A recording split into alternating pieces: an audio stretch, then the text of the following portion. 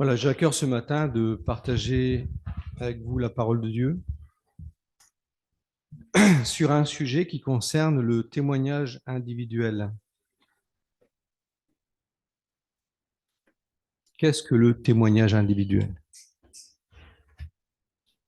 Je ne parle pas ici du témoignage d'une église, hein, mais vraiment notre propre témoignage.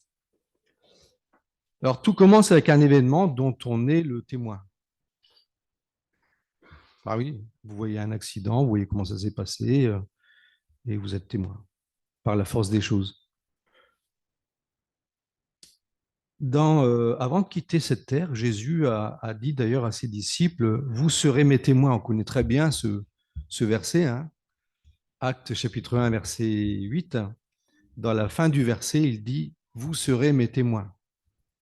Je voudrais pas seulement m'arrêter sur la fin du verset, mais aussi considérer le début du verset. Et donc, dans le cours de ce message, je vais insister sur cet aspect, cette réalité de l'impératif avant que nous soyons témoins, eh bien, de l'acquis de cet impératif, l'acquisition de cet impératif. D'abord, déjà, c'est une rencontre. Hein.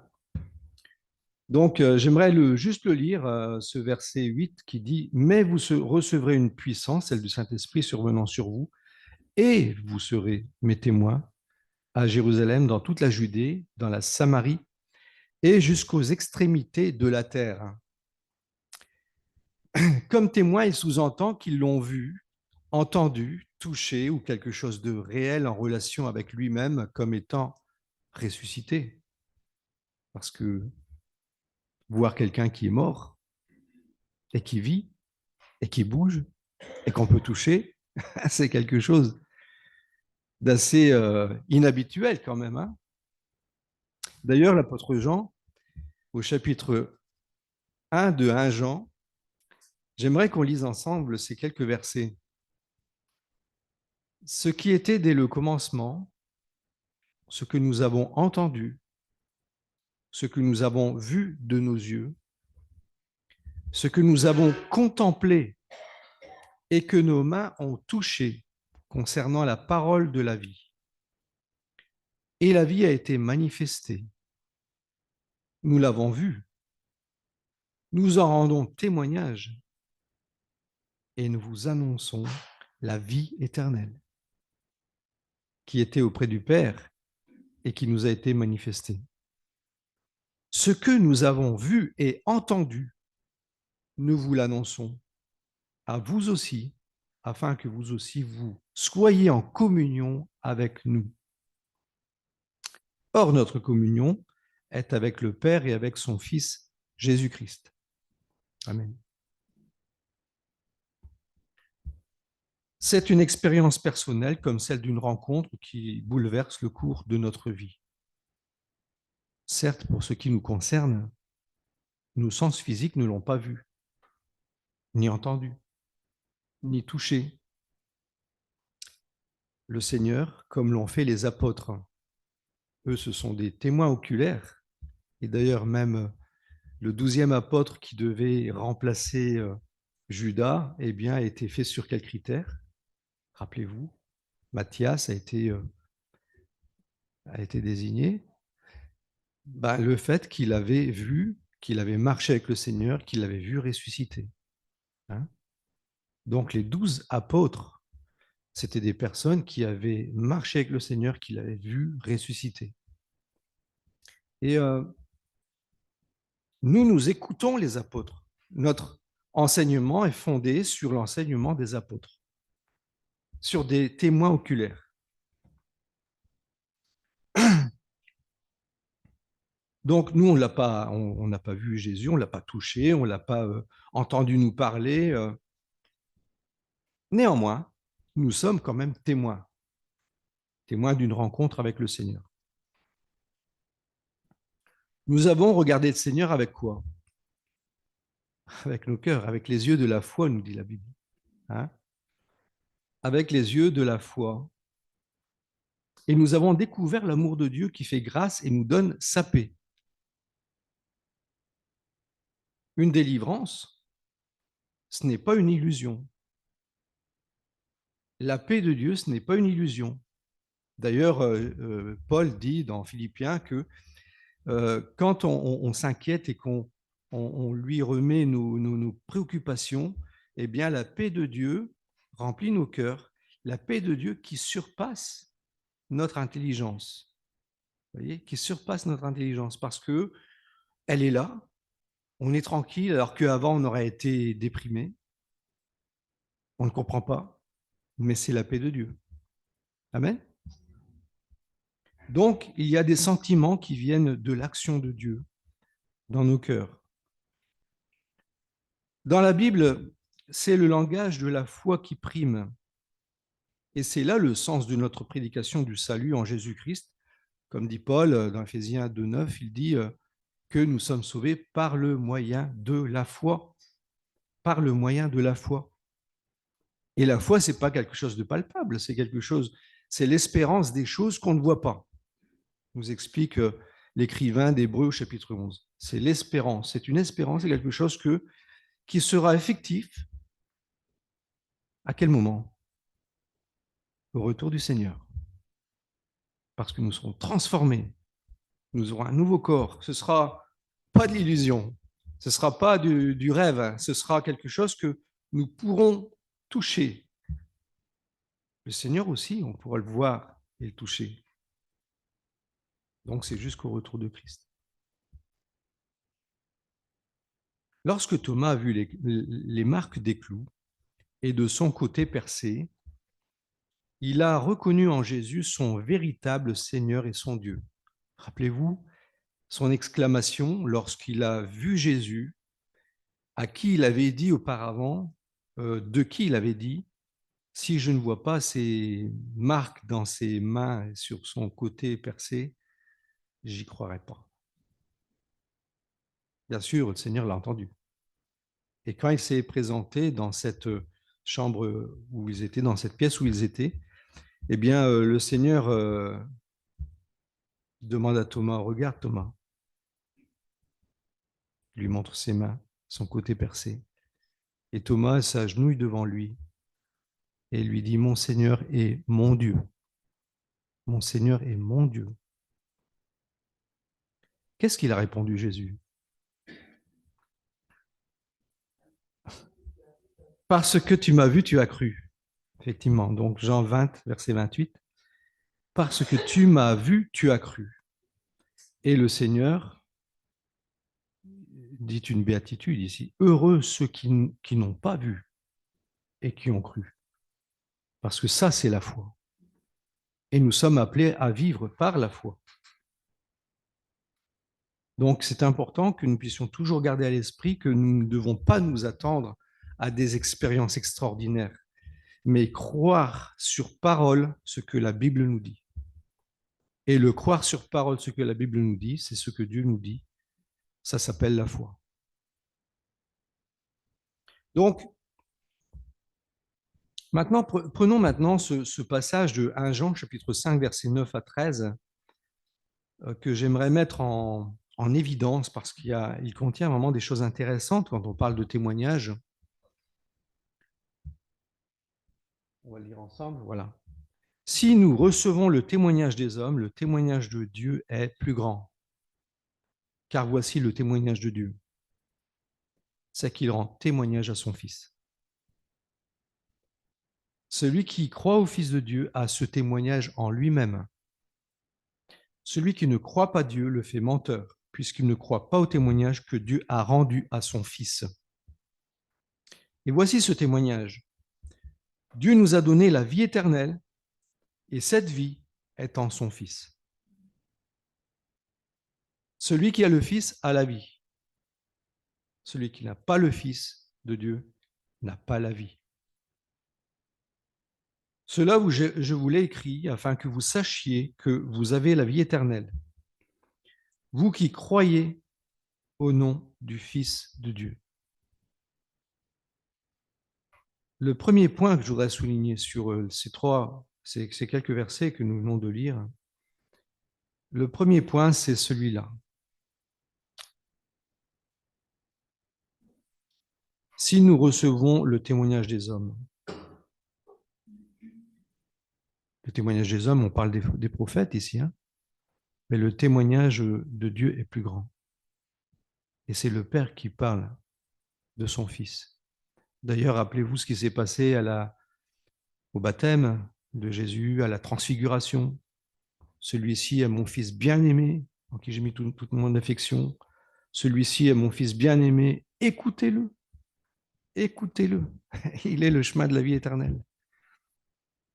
C'est le Père qui rend témoignage à son Fils. Le verset 10, deuxième point. Celui qui croit au Fils de Dieu, il a quelque chose. Et je voudrais vraiment souligner ce point-là.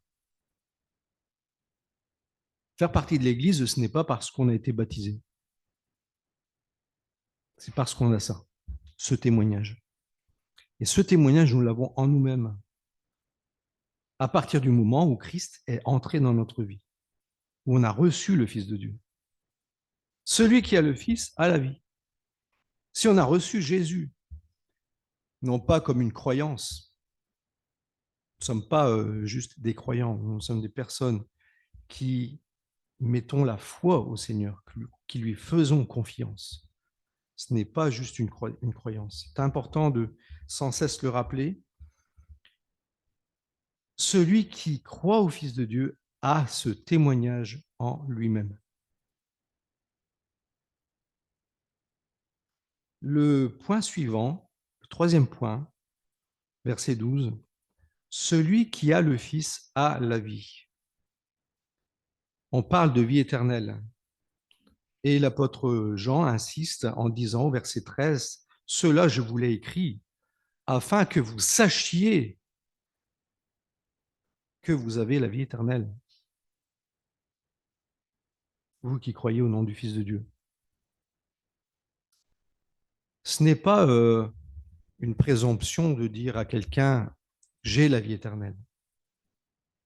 C'est même, je pense, ça fait partie de notre témoignage. Ça fait partie de notre témoignage. Nous avons reçu Jésus, nous croyons en Jésus, nous savons qu'il est le Fils de Dieu, mais nous savons aussi, je vous ai écrit cela afin que vous sachiez, donc c'est le verbe savoir, vous devez savoir que vous avez la vie éternelle. Ce n'est pas un peut-être, c'est une certitude. Tu crois en Jésus, tu l'as reçu dans ta vie, tu marches avec lui, tu as la vie éternelle. Et ce témoignage, il est en nous, parce que nous avons rencontré le Seigneur. Ce n'est pas une religion qui nous a transformés. Ce n'est pas parce avant on était bouddhiste et puis on est devenu évangélique. Ce n'est pas parce qu'avant on était musulman et que maintenant on est devenu chrétien. Mais c'est parce qu'on a rencontré le Seigneur, vivant, aujourd'hui, parce qu'il est ressuscité. Nous croyons au Christ ressuscité. Dans Romains chapitre 8, verset 16, nous avons une confirmation de cette réalité du témoignage en nous-mêmes. Et l'apôtre Paul écrit ceci aux Romains, l'Esprit lui-même rend témoignage à notre esprit que nous sommes enfants de Dieu. Dans Jean 1, chapitre 1, verset 12, eh bien, il est dit qu'à tous ceux qui l'ont reçu, il leur a donné le pouvoir de devenir enfants de Dieu. Ceux qui sont nés, non pas de la chair de l'homme, n'est-ce pas, mais qui sont nés de Dieu, par l'Esprit de Dieu. Ceux-là sont des enfants de Dieu. Et les enfants de Dieu, par la force des choses, de leur conversion, ont reçu l'Esprit de Dieu. Celui qui n'a pas l'Esprit de Dieu ne lui appartient pas. On est d'accord?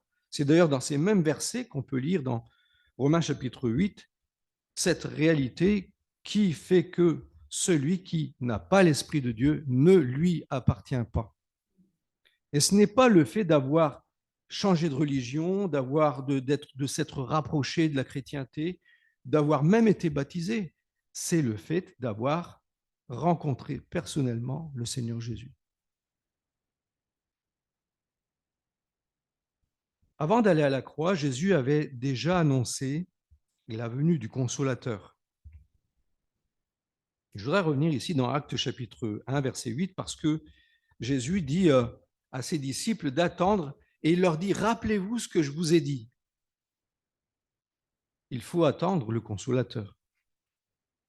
Et ensuite, vous pourrez être mes témoins. Et donc, dans ce chapitre 15 de Jean, verset 26, il dit ceci, et c'est de cela qu'il veut parler dans Actes chapitre 1, verset 8. Dans ce chapitre 1 de Actes, il parle en fait de ce moment où Jésus avait dit à ses disciples, dans Jean 15, verset 26, « Quand sera venu le Consolateur, que je vous enverrai de la part du Père, l'Esprit de vérité qui vient du Père, il rendra témoignage de moi. » Le Saint-Esprit rendra témoignage de moi. Et d'ailleurs, à un verset un peu plus loin, il dit « Et il vous rappellera tout ce que je vous ai dit. » Donc le Saint-Esprit va nous aider à nous rappeler des paroles du Seigneur. Il va nous aider à pouvoir dire la vérité que nous avons en Christ, que nous croyons en Christ, mais que nous avons reçue comme témoignage, puisqu'il va appuyer cette vérité. C'est le Saint-Esprit qui va témoigner de Jésus au travers de nous, finalement. Et c'est pour ça que Jésus, avant de les envoyer, non pas au casse-pipe, comme une fois j'ai entendu un frère dire, eh bien, parce que même si c'est un casse-pipe, en tout cas, le Seigneur dirige toutes choses. Et si Dieu veut bien que ce soit un casse-pipe, pour nous, en tout cas, la fin, c'est la gloire. C'est toujours la gloire pour un enfant de Dieu. Mais vous recevrez une puissance, celle du Saint-Esprit survenant sur vous, et vous serez mes témoins. Et vous serez mes témoins. On ne sera jamais capable de témoigner sans l'Esprit de Dieu. Et je dirais même, une église ne sera jamais église si on n'est pas des témoins de Christ, de sa connaissance, de son appartenance en tant qu'enfant de Dieu.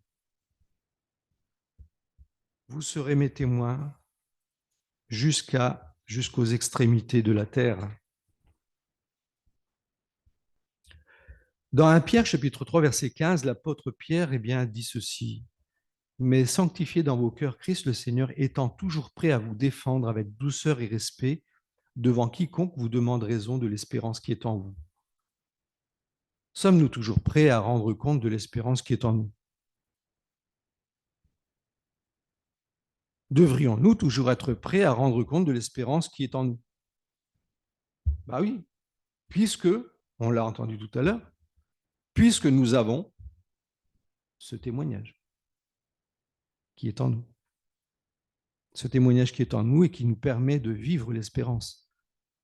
Avec certitude, je sais que quand Jésus reviendra, aujourd'hui je suis sauvé et je le verrai. C'est l'espérance du chrétien.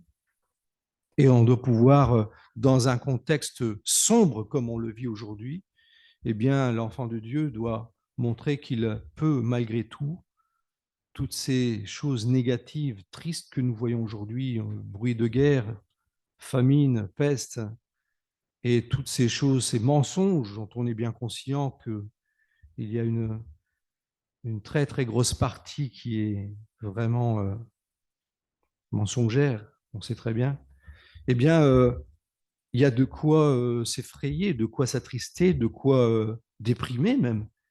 Mais le chrétien, non. Le chrétien, non. Parce qu'il regarde autre chose. Il regarde la gloire future que le Seigneur a préparée pour tous ceux qui l'aiment. D'ailleurs, j'aime beaucoup ce verset de 1 Jean, chapitre 3, je crois, qui dit au début, il dit « Celui qui a cette espérance du retour du Seigneur se purifie comme lui, le Seigneur est pur. » Hein?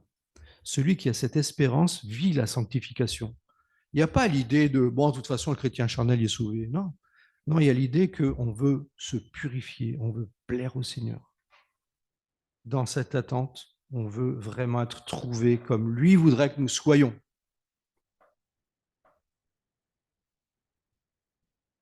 toujours prêt à nous défendre avec douceur et respect devant quiconque nous demande raison de l'espérance qui est en nous, parce qu'elle est bien là, elle est bien en nous. Luc chapitre 12, verset 11, Jésus dit ceci: quand on vous mènera devant les synagogues, les magistrats, les autorités, ne vous inquiétez pas de la manière dont vous vous défendrez, ni de ce que vous direz. Pourquoi? Verset 12. Car le Saint-Esprit vous enseignera à l'heure même ce qu'il faudra dire. Et encore, pourquoi? Parce que nous avons en nous ce témoignage.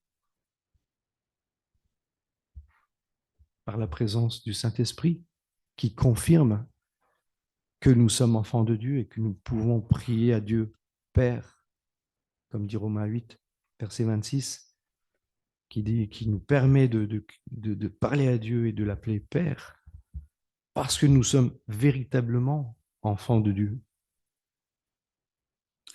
Donc, dans ce passage, même si nous devions nous retrouver un jour devant les tribunaux pour rendre compte de cette espérance, le Seigneur nous demande de ne pas nous inquiéter, car il nous promet l'aide de son esprit. Amen. Combien de fois on voit dans le livre des Actes aussi des cas identiques, hein, où même l'apôtre Paul s'est retrouvé devant le gouverneur Félix, devant le roi Agrippa et devant des hautes autorités. Et qu'est-ce qu'il a fait? Ben, il a témoigné de ce qu'il a vécu. C'est une partie du témoignage, et je tiens à le souligner, c'est que le vécu de notre histoire, c'est une partie de notre témoignage, mais ce n'est pas l'essentiel. Il a bien sûr parlé euh, qu'il était un pharisien, qu'il était bien éduqué, qu'il vient d'une bonne famille, de Benjamin, tout ça, et qu'il a persécuté les chrétiens. Mais après, il parle du Seigneur, il parle de Jésus. Et il parle de Jésus, il est celui dont parlent les prophètes. Et donc, il insiste avec des versets de la parole de Dieu pour démontrer que Jésus-Christ est le Fils de Dieu et qu'il est le Messie que le peuple juif attendait. Ce Messie, ce Seigneur, ce Christ est ressuscité. Quelquefois, ça les a marqués. Mais il a insisté sur la résurrection. Il a dit, oui, il est ressuscité d'entre les morts. Et il reviendra même pour juger la création. Et il a parlé aussi de son jugement futur. Il n'a fait que dire la vérité. On est d'accord. Il n'a pas essayé de dire quelque chose qui s'arrange un petit peu, hein, arranger les bidons, comme on dit aujourd'hui, pour que ça fasse politiquement correct. Non, c'est pas du tout du politiquement correct. Il a dit la vérité. Point. Bien conscient du combat spirituel que vivent certains enfants de Dieu, d'ailleurs, l'apôtre Paul écrit ces mots à Timothée, dans 2 Timothée, chapitre 1, verset 7. Il dit ceci: ce n'est pas un esprit de timidité que Dieu nous a donné, mais un esprit de force, d'amour et de sagesse. Ce sont des passages qu'on devrait connaître par cœur. Et à chaque fois que le diable essaie de nous intimider face à une situation, face à une autorité, face vraiment à quelque chose qui nous perturbe peut-être, eh bien, nous avons ces versets qui nous rappellent que Dieu nous a donné un esprit de force, d'amour et de sagesse. Et c'est lorsque nous allons faire le pas de foi, le premier pas de foi dans une direction de témoignage, que le Saint-Esprit va commencer à nous préparer. L'erreur qu'on fait souvent, c'est qu'on attend que le Saint-Esprit vienne. Dans certains milieux, on attend comme ça, puis on attend une expérience, alors que en fait, la Bible n'enseigne pas ça. Enseigne la foi. Ah oui, ne vous inquiétez pas de ce que vous allez dire. Ça veut dire quoi? Ça veut dire que vous faites foi au Seigneur. On lui fait foi. On n'a pas, au moment où on va vers les autorités, on n'est pas en train d'être fortifié, mais on ne s'attend même pas à ce que ça se passe à ce moment-là, mais c'est Dieu qui commence à le faire, qui commence à le faire à partir du moment où on se prépare à agir par la foi. Dès le moment où il y a une action de foi, il y a une action de Dieu. C'est ça qu'on doit comprendre. C'est qu'on ne doit pas attendre que voilà, Dieu réponde et puis après je me sens fortifié, j'y vais. Alors Dieu peut le faire, bien entendu, mais Dieu attend de nous un pas de foi, une action de foi. Je l'ai souvent vécu comme ça personnellement et je me suis rendu compte que c'était tout à fait cohérent avec la parole de Dieu. Parce que dès lors que nous prenons au mot la parole de Dieu, eh bien que nous agissons, eh bien nous voyons que Dieu agit pour nous fortifier. En conclusion, comme le dit Paul aux Corinthiens, et on l'a vu récemment quand j'ai parlé des dons spirituels dans le contexte de la guérison, hein, j'ai parlé de ce don de guérison, mais dans le passage, il parle aussi des évangélistes. Est-ce que nous sommes tous des évangélistes? Est-ce qu'on est tous des évangélistes? Non, on n'a pas tous le don d'évangéliste. Par contre, on est tous des témoins. On a tous reçu un témoignage. Et c'est ça que veut dire la parole de Dieu. C'est qu'en tant que témoin de cette rencontre que tu as faite avec Jésus, le ressuscité, parce qu'il est ressuscité, il est toujours vivant. Il est toujours prêt à agir dans nos vies comme dans la vie de celui qui nous écoute, qui entend la vérité de l'Évangile, qui entend la parole de Dieu, et qui peut être interpellé, qui peut être touché, qui peut vivre une délivrance de pardon des péchés et vivre une bénédiction de la part de Dieu. Donc, nous ne sommes pas tous des évangélistes, car chacun de nous, en tant qu'enfant de Dieu, parce que né de Dieu, nous avons des dons différents. Mais nous avons reçu en nous-mêmes le témoignage du Père et du Fils, qui est appuyé par le témoignage puissant, et j'insiste sur cette réalité. Nous ne devons pas sous-estimer la puissance du Saint-Esprit lorsque nous témoignons. Je pense qu'on oublie souvent cet aspect du témoignage. C'est qu'il y a une action du Saint-Esprit. Dans les temps où nous sommes, beaucoup sont endurcis par la séduction du péché, mais d'autres remettent en question leurs fausses valeurs. Je pense qu'avec ce qui se passe, beaucoup de ceux qui avaient investi dans quelque chose, dans quelqu'un, dans un système, dans une politique, dans quoi que ce soit, eh bien, auront à un moment donné leur déception et se demanderont s'il y a une issue, s'il y a une espérance, s'il y a quelque chose encore de valable. Et je pense que Dieu peut mettre devant notre chemin des personnes qui sont désillusionnées de ce monde actuel et auxquelles le Seigneur nous appellera à rendre compte de l'espérance qui est en nous. Soyons prêts, soyons de ceux qui disent Seigneur, me voici, utilise-moi. Puissions-nous être de ceux que Dieu pourra utiliser pour le témoignage qu'il rend à son Fils. Puissions-nous être enthousiastes, motivés pour arracher des âmes d'un enfer inévitable. Parce qu'on l'a lu, hein, on le sait très bien d'ailleurs, on sait très bien que hors de Christ, il n'y a pas de salut. Il n'y a pas de salut, il n'y a pas de rémission des péchés. Puissions-nous être enthousiastes pour arracher les âmes d'un enfer inévitable sans la connaissance de notre Seigneur Jésus. Amen. Que le Seigneur encore nous encourage à être de véritables témoins qui osent annoncer la vérité, que nous soyons préparés par le Saint-Esprit. Et si Nous ne sommes peut-être pas prêts, alors demandons, Seigneur, de nous éclairer, de nous diriger, de transformer nos vies pour que nous puissions vivre par le Saint-Esprit. Amen.